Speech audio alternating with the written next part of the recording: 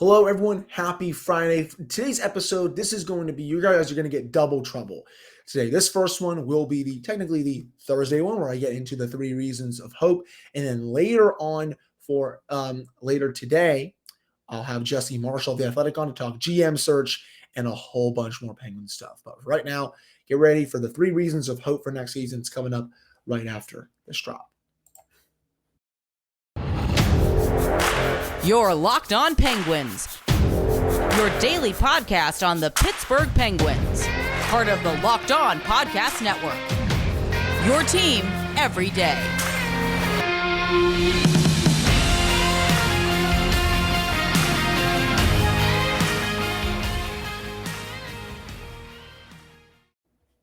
Hello and welcome back to another episode of the Locked On Penguins podcast. I am your host, Hunter Hodes.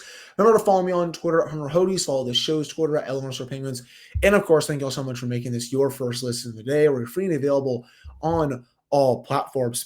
Fresh off another night of the Stanley Cup playoffs, the New Jersey Devils looking like very fraudulent right now. That series is giving me some Penguins Senators vibes from 2007. I know a lot of you that listen to the show watch that series and how Sid, Geno, and Tanger got absolutely ate alive by Jason Spezza, Daniel Alfredsson, Danny Heatley, and all those guys. That's what it's looking like right now. The Rangers are smothering them. Shesterkin's not giving them an inch.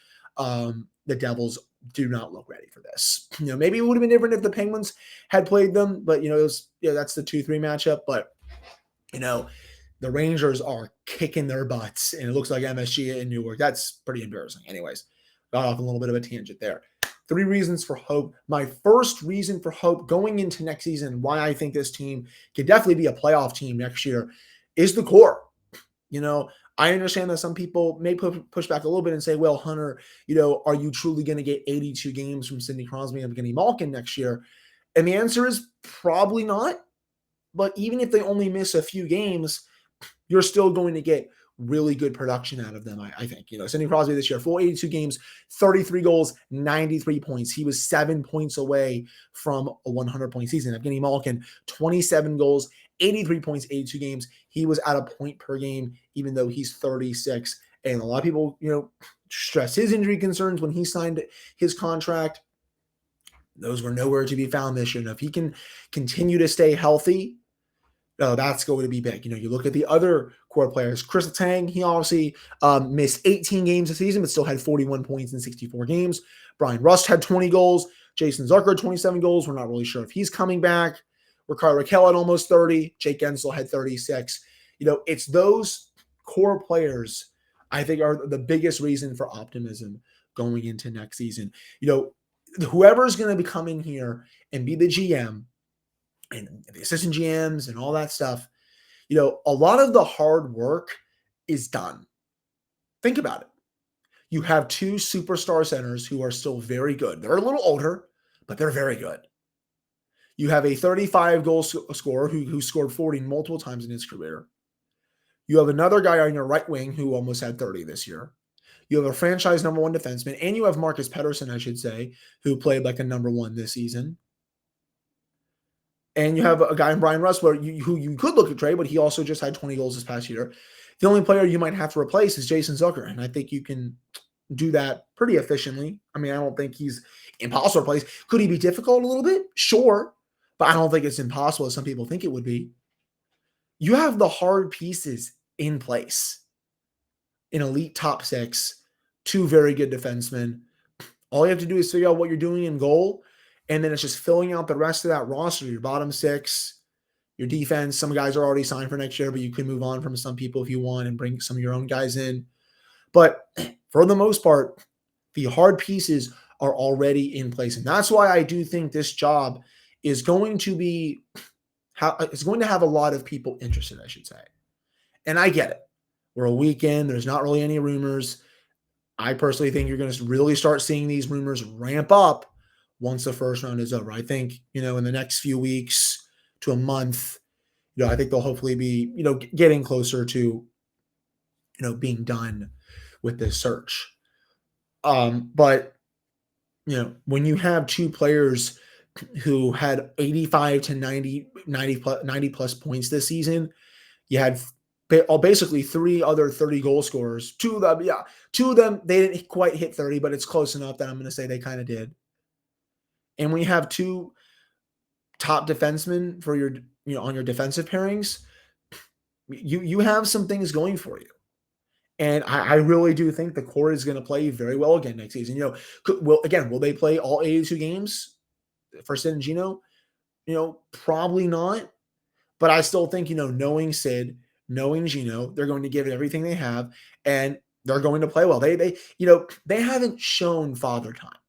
They haven't shown that they are, getting old and they're bad and all that. It would be a lot easier if they were. But despite being in their mid to late 30s, they are still playing elite level hockey. So many people didn't want Malkin to come back because of his injury history, because of his production. He comes back and has a great season, 5v5, all situations, whatever you want to call it. Is his defensive work a little shabby sometimes? Yes, but honestly, it's been like that his entire career. He's not going to change. He's still going to have those WTF moments where it's like, what is going on through your head? But he's still going to produce a point per game. Rickard Rakell, that contract's looking beautiful. That's actually a thing that Ron Hextall got right. Brian Rust, again, that's a player you could look to trade, but he also had 20 goals this season. You could upgrade over him. Honestly, I think it'd be pretty easy to. But he still played pretty well down the stretch. And I really do think Kris Letang is going to have a much better season next year. And honestly, I think Letang was mostly fine this year. I know some people think he wasn't good. I don't really look at plus minus. I think that's a useless stat to look at in 2023. Some of his underlyings were a bit down, I would say, but down the stretch, he played really good hockey. That Chicago game was a stinker, but I think most players stunk in that game. But he's going to have a full offseason to train, to just get away from things. He's had a really hard year. The guy had a stroke. His dad died. He got injured right before his dad died. He was going through it all year. I think a fresh, clean slate for him over the offseason, these next 6 months, will really help him get going in the right direction. I think you could see a big year from him next season. So I really do that the number one biggest reason for optimism among this team is the core players, and why, just because they played so well this past season, they came within a point of dragging the rest of this sorry roster to the playoffs. I think if they're able to play at that level again, and I think that's very possible, plus you make some changes to the outer edges of the roster with a new competent management staff, this team should be more than ready to make the playoffs again next season. There is no reason they can't make the playoffs. Heck, right now, if they nail this higher and I start seeing some good moves made over the offseason, I will have them penciled in as a playoff team. I'm looking at the playoff teams right now. Most of them I think are going to be pretty good next season, but I don't think the Islanders are any good. I think that's an average team with Ilya Sorokin, who's a top 3 goalie in the league. The Panthers aren't bad. They're actually giving Boston a fight. We'll have to see how the rest of that series goes. But, there's one team, at least one team, the Islanders, who I think the Penguins could definitely finish ahead of next season, and they should have this season if they were able to hold some leads. And we'll get into that a little bit later. But, again, the core, my biggest reason for hope and optimism heading into next season. But that'll do it for this segment of the Locked On Penguins podcast. Coming up in the next segment, we're going to get into my second reason for optimism. Before we get to that, though, we do have to discuss eBay Motors. For a championship team, it's all about making sure every player is a perfect fit. It's the same when it comes to your vehicle. Every part needs to fit just right. So the next time you need parts and accessories, you can head to eBay Motors. With eBay Guaranteed Fit, you can be sure every part you need fits right the first time around. Just add your ride to My Garage and look for the green check to know the part will fit, or you get your money back, because just like in sports, confidence is the name of the game when you shop on eBay Motors. And with over 122 million parts to choose from, you'll be back in the game in no time. After all, it's easy to bring home a win when the right parts are guaranteed. Get the right parts, the right fit, and the right prices on ebaymotors.com. Let's ride. Eligible items only. Exclusions apply.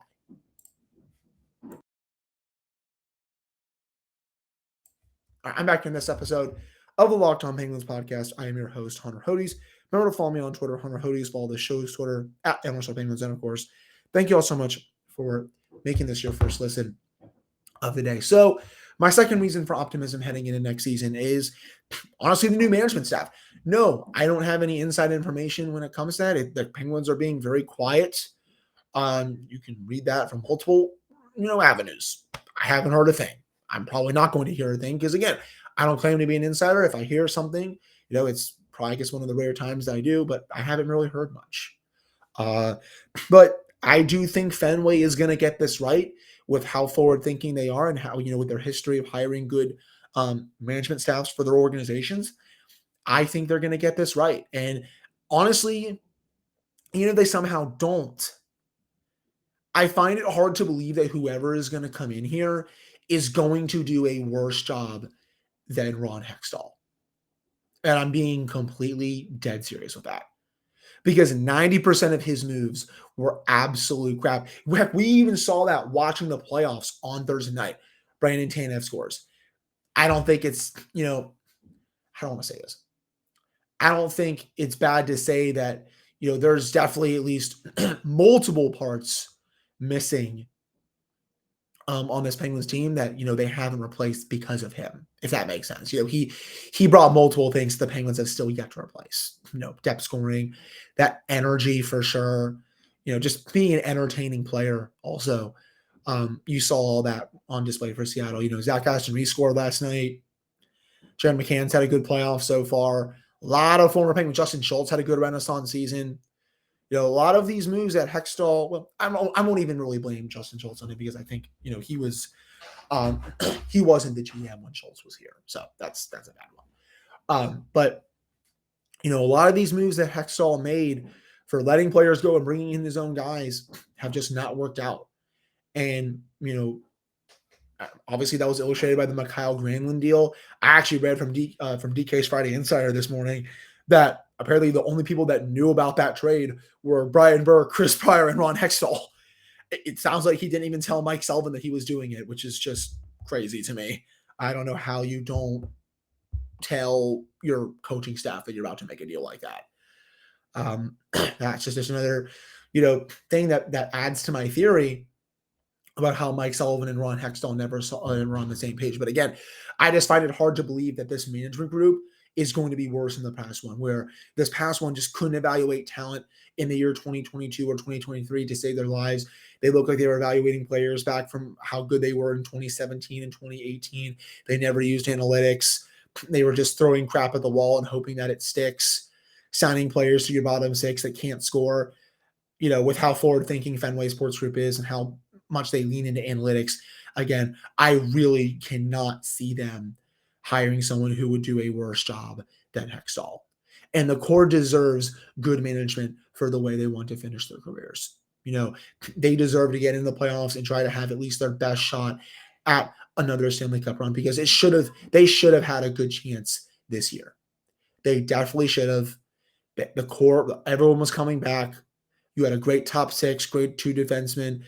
I thought the Petrie move was going to be a bit better than it turned out. I will take the L on that. It didn't.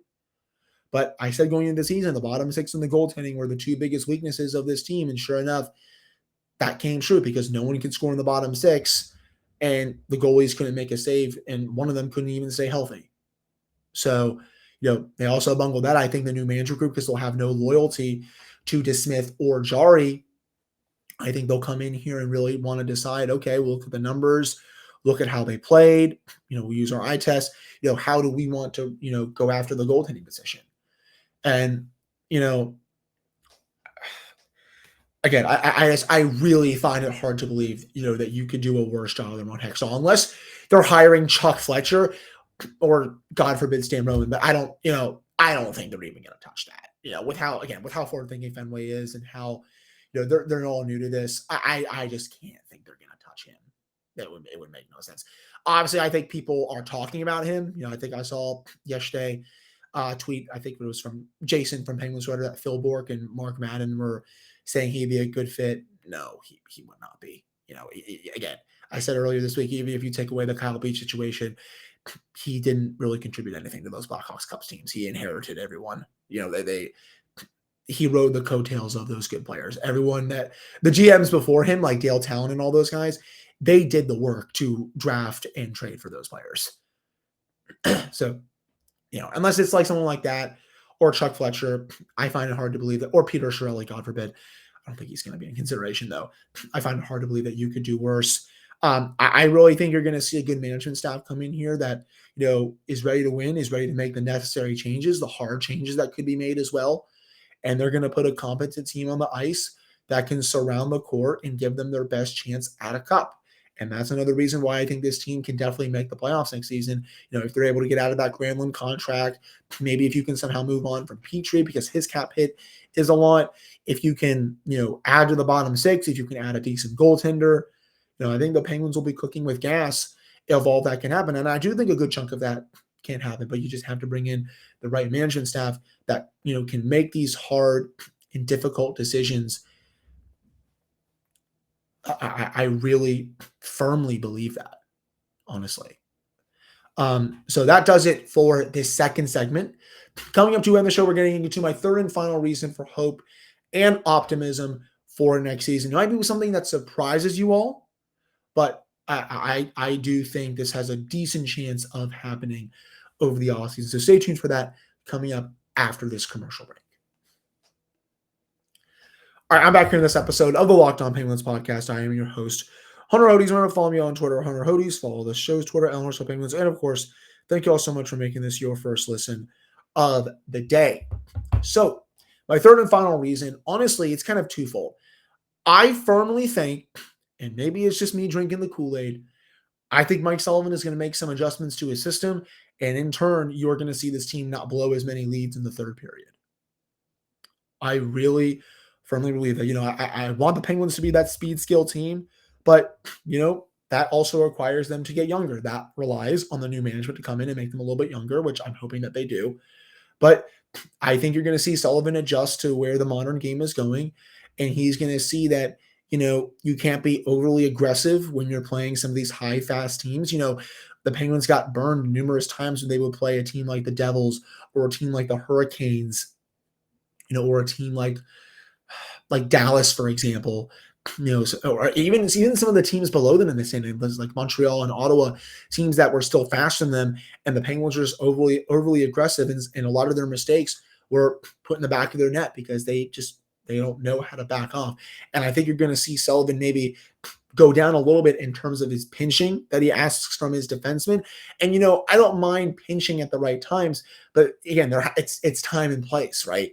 You can't be just doing this 110% of the time like you have seen throughout the Sullivan era. It has to go down, especially with how the league has gotten even faster since the Penguins won in 2016, 2017, how a lot of these teams are a lot younger than the Penguins. They just can't play that full game anymore. And I think you're going to see him really adjust to that next season. Maybe it's also, I think, on the management, to add more speedy, skilled players. But I think you're also going to see them add a little bit of a mix of some veteran, more physical players, physical in the term that, they can still score, maybe like a Toronto Maple Leafs or maybe like the Dallas Stars, where the Stars, they're fast, they're skilled, but they also have guys that can, out physical you, but can still score, but are a little slower.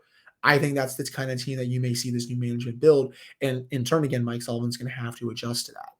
And in turn, this would hopefully lead to not as many blown third period leads. The Penguins had 20 total third period blown leads, not just going into the third period, but in the third period in general. They had 20 third period blown leads this season. That's unacceptable. They would be in the playoffs right now if you had literally just cut that down to like 15. I'm serious. They would be in the playoffs. If you cut that in half, they probably would be in that 2-3 matchup right now, playing on one of the Rangers or the Devils. Those are the fine lines, people. They just couldn't defend to save their lives in the third period. I think they would get too aggressive. Also, at times, they would get too content with where the game was at. I almost feel like they would stop playing. At times, it was honestly one or the other. You have to walk that fine line between not being super, super aggressive, but also not turtling. You can't be giving any of the opposition, any room to come back in this game or in any game. And again, I really can't see this team blowing 20 third period 20 leads in the third period next season. Heck, even going into the third period, I think when they had a lead from the second going into the third, I think they had double digits in terms of blown leads there. It wasn't up close to 20, but it was still pretty close. Again, not good enough in the slightest. And I think that's going to change next season. It doesn't have to be 2016 or 2017 level where you're undefeated going into the third period. Well, obviously that would be great, but this still needs to be better. You got to know how to defend these leads. You have to get the saves from your goaltenders. You can't be pinching in obvious not pinching situations when you're up by multiple goals. It almost felt like every time the Penguins carried any kind of lead going into the third period this season, they were going to blow it. That can't be the case next season because it cost them so many points in the standings. I'd like to think this was just a one-off, and I think it probably is. But, I'm also just trying to give you all reasons for hope in all this. So we'll have to see. Hopefully they're better coached by Mike Sullivan going to the third period. I don't think he did his job as the head coach, getting his team ready for the third period. If they had just played, remember that game towards the end of the season against the Red Wings, right? They're up by 3 goals going into the third.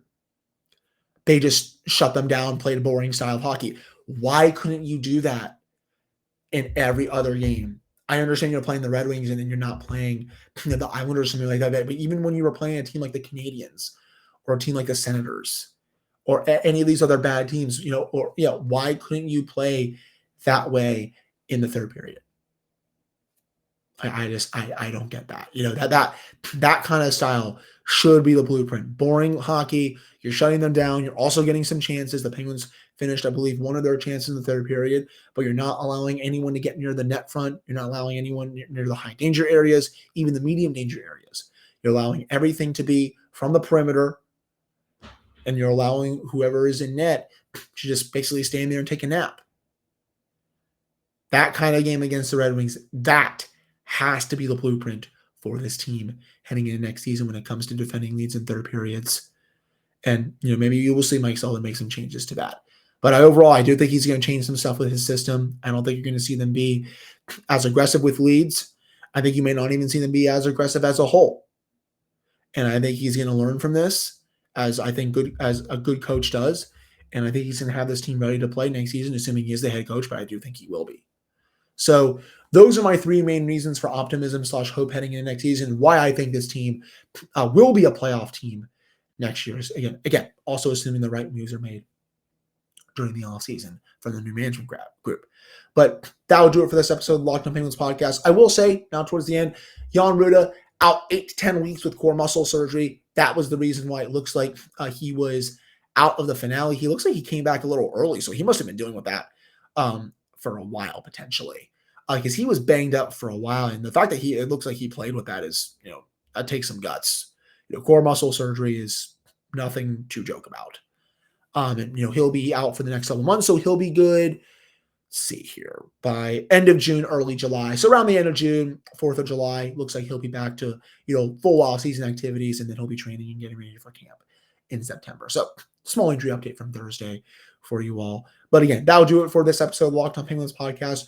Really appreciate all of you listening / watching. I'll be back later on today we're going to double it up with Jesse Marshall of The Athletic. So stay tuned for that. We're going to get into everything regarding this team and the GM search, all that good stuff. So again, thank you all so much for checking this out. I'll talk with you all a little later on.